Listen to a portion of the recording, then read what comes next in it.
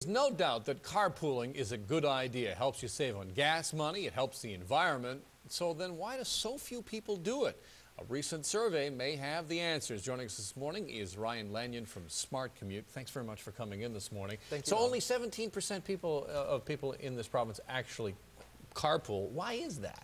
Carpooling isn't something you have to do every day. And so what we do is we help bring people together. 1 in 5 people who want to commute in carpooling just don't know that there's a service available to do so. So if they go to our website at carpoolzone.ca, they can find somebody to match up with. And since about May 2005, we've actually been able to bring that number up from 7% of Ontarians carpooling to 17%. So that number is going up, but when we look at this survey, what is the big drawback? What are people resistant to when it comes to carpooling? Often it's their schedules aren't matching. So they aren't able to have the flexibility to meet with somebody, or they live too far apart. Maybe it takes too much time.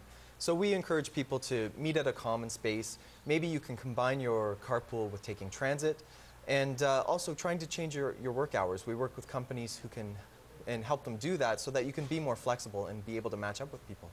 And when it comes to actually men and women carpooling, their sort of their needs and the way they react in the car is different as well. Yes, we found that women are a bit more sensitive to speed, so they're more likely to tell the driver to slow down, where men are more likely to tell the driver to speed up. And if you're the driver that week, you've got all of a sudden you got a car full of backseat drivers. That's a challenge. Well, one of the things we do with Smart Commute is we encourage people to set some ground rules before they start carpooling.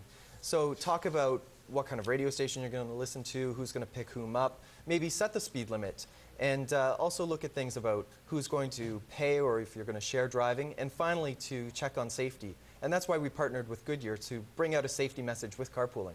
Here's some of your carpooling tips. You're talking about communication, so set those ground rules in advance, the route and schedule. Waiting times, what's that? That's about how long you're going to wait for somebody. So if one of your carpool members is running late in the morning, will you wait 5 minutes? You don't want the whole carpool to be late, so you have to set that ground rule. And cost sharing, you mentioned. Driving schedule, yes. What's that? That's if I'm going to drive on Monday, you're going to drive on Tuesday, or if we're going to share that, maybe we'll decide it differently every week or go with a standard schedule. What's the response been from employers? Are they getting behind this sort of thing? Absolutely, overwhelmingly, because they want their employees to arrive to work on time, relaxed, and carpooling can really help them do that. You know, there's a sense that, you know, when you have your own vehicle, you're in charge of your own destiny. You get sick at 2 o'clock in the afternoon, I'm going home, and I don't have to wait for anybody. I think that's a big drawback for a lot of people. That's right, and that's why we offer something we call sort of a commuter insurance. It's an emergency ride home program. So if you do get sick, or maybe your child gets sick at school, you don't have your car there, we'll actually give you a free taxi chit to get home and take care of that emergency. All right, and more details on that, what's the website again? www.smartcommute.ca.